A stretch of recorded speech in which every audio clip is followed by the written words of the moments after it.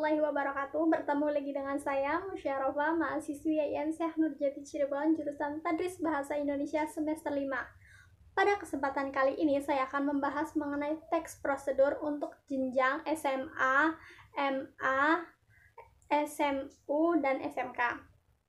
Kelas 11 semester 2. Teks prosedur adalah suatu teks yang berisi mengenai langkah-langkah atau tahapan-tahapan yang harus dilalui dalam melaksanakan suatu kegiatan agar dapat berjalan dengan baik tanpa adanya suatu hambatan. Langkah-langkah ini disebut sebagai prosedur atau petunjuk.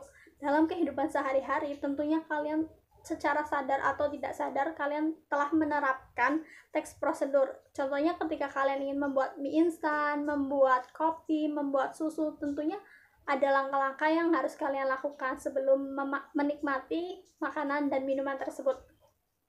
Dalam teks prosedur ini adanya pernyataan umum di mana di dalamnya itu ada suatu kegiatan bagian yang mengenai tujuan dari pembuatan teks prosedur itu sendiri. Yang kedua, menuliskan tahapan-tahapan sebagai prosedur melakukan kegiatan.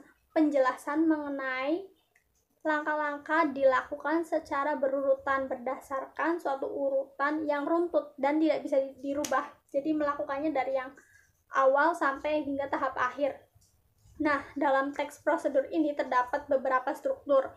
Struktur yang pertama, tujuan. Struktur yang kedua, yakni langkah-langkah. Struktur yang ketiga, yaitu penegasan ulang. Saya akan menjelaskan ketiga struktur tersebut. Struktur tujuan yaitu berisi pengantar maupun tujuan dari pembuatan teks itu sendiri, teman-teman. Berisi biasanya hasil akhir yang akan dicapai jika melakukan tahapan itu dengan baik dan benar sesuai dengan teks ya. Yang kedua, bagian langkah-langkah, di mana bagian langkah-langkah itu berisi cara yang harus ditempuh supaya mencapai tujuan dan dengan tujuan tersebut bisa sesuai. Yang ketiga, penegasan ulang. Di mana penegasan ulang ini berisi manfaat apabila teman-teman melakukan petunjuk dan dijalankan dengan baik dan benar. Kemudian aspek kebahasaan. Dalam teks prosedur ini terdapat aspek kebahasaan. Aspek kebahasaan teks prosedur meliputi yang pertama, kalimat perintah atau imperatif. Biasanya dalam bahasa lisan diucapkan dengan nada tinggi dan diakhiri dengan nada rendah. Adapun dalam bahasa tulisan biasanya diakhiri dengan tanda baca seru ya.